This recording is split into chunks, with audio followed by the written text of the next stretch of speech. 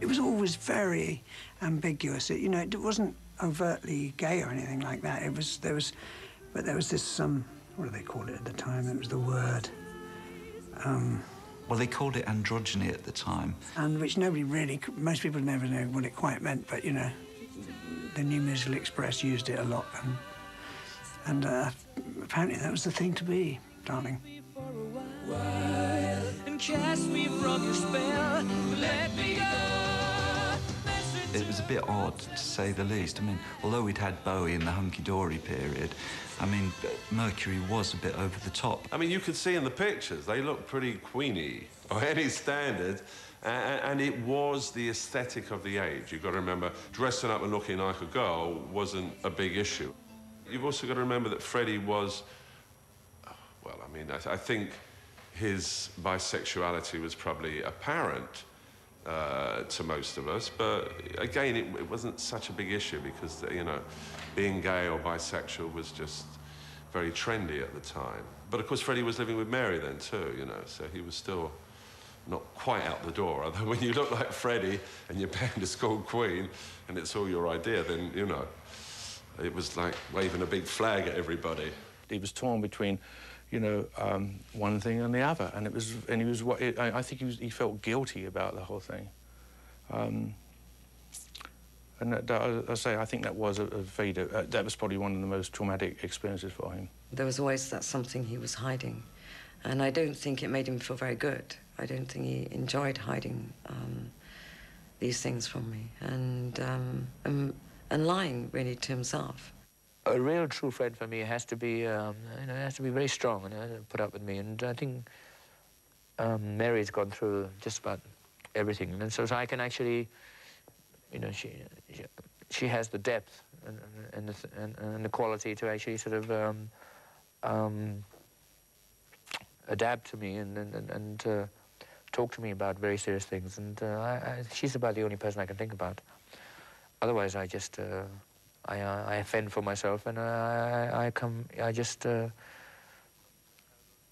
know, I cross my hurdles in my own way.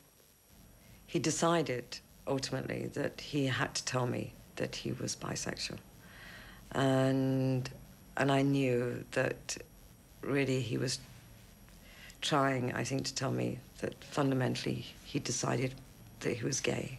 Freddie and Mary lived together up until Bohemian Rhapsody days. Then Freddie bought his flat in Stafford Terrace and bought Mary the flat at the end of the road so that she was sort of close by all the time. The three of them did the backing track for Bohemian Rhapsody because it would normally be either guitar, bass and drums or piano, bass and drums. So Rhapsody was piano, bass and drums. I was sitting there in the control room with Roy, and they're doing din din din din din din din din din din.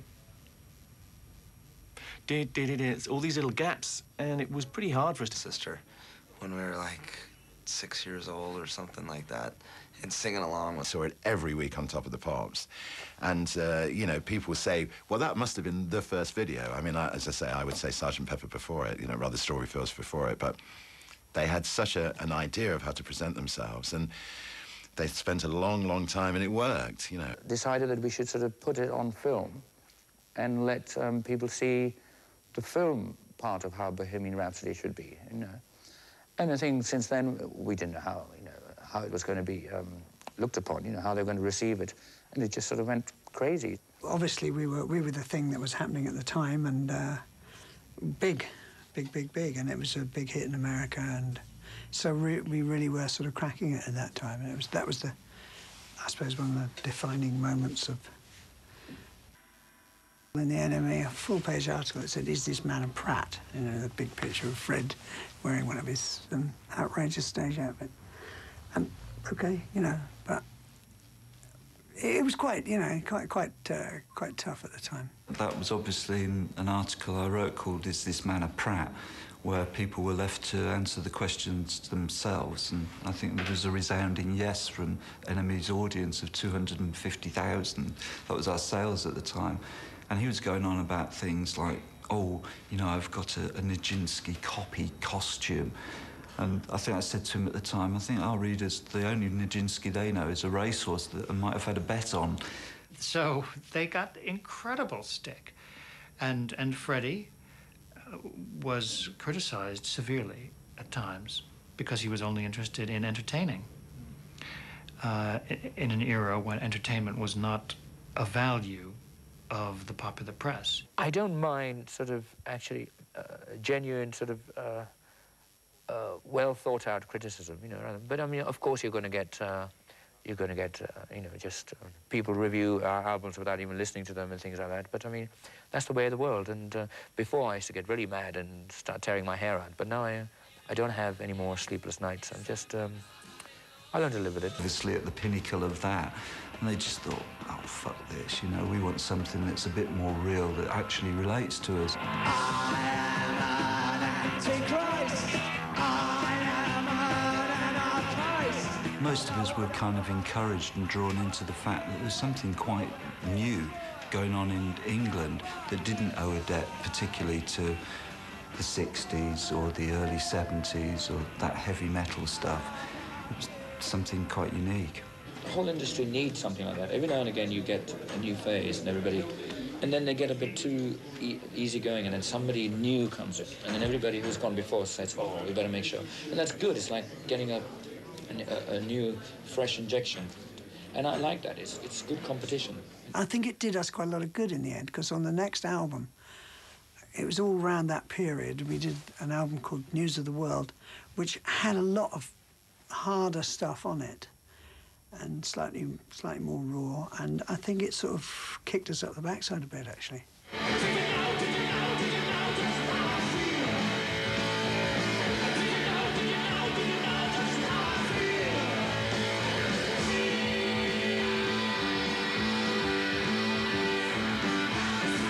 Punk was very localised. It was really England and the East Coast and maybe the West Coast of America. Other than that, punk was a media event. I don't think Queen felt intimidated by the punk rock era at all.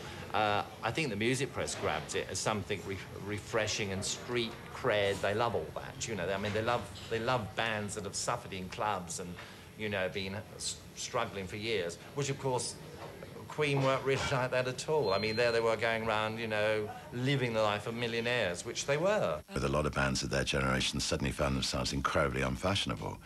But they survived that. They survived that extremely well, actually, and were about to have... 4 million, 3.5, 4 million selling just in America record with Another One Bites the Dust. We sort of got a bit carried away and thought, oh, this could be our next sort of avenue. Not my favourite way to go, I have to say. But this sort of dance, really sort of coming out, you know, thing, they didn't really like that because they like their rock and roll a bit. Very heterosexual. The Midwest of America suddenly perceived that Freddie might actually be gay, and that was shocking, and that was not really allowable, and it was a bit scary, so I think that contributed. The look just didn't appeal. I mean, Freddie and a mustache, unless you were a gay man who liked that kind of image, wasn't that attractive. And there it went. It's a process of growing up, you know, it's experience, and I just think... You know, people camping outside his house with cameras and stuff like that. I think people were so cheesed off with it that they really wanted the concert to be not just a memory of Freddie, but just to say, listen, you know, we must have more compassion. You know, the AIDS it's here to stay for the time being. We've just lost one of our greatest musical figures from it, and it's time we pulled together and understood. Longevity and career popularity, yes, they are up there. And the result is they're a far more important group and a far more successful group than they ever seemed at any moment during their career. People will cover their songs in forever and ever. Bands will pay tribute to them. It would be lovely to see another Queen record from somewhere, but it's very difficult. How do you replace Freddie? Maybe it would be nice for Queen to do a record and get guest vocalists for every track. That would be a way of doing it. That music needs to be played, and it should be played. I wouldn't go with the celeb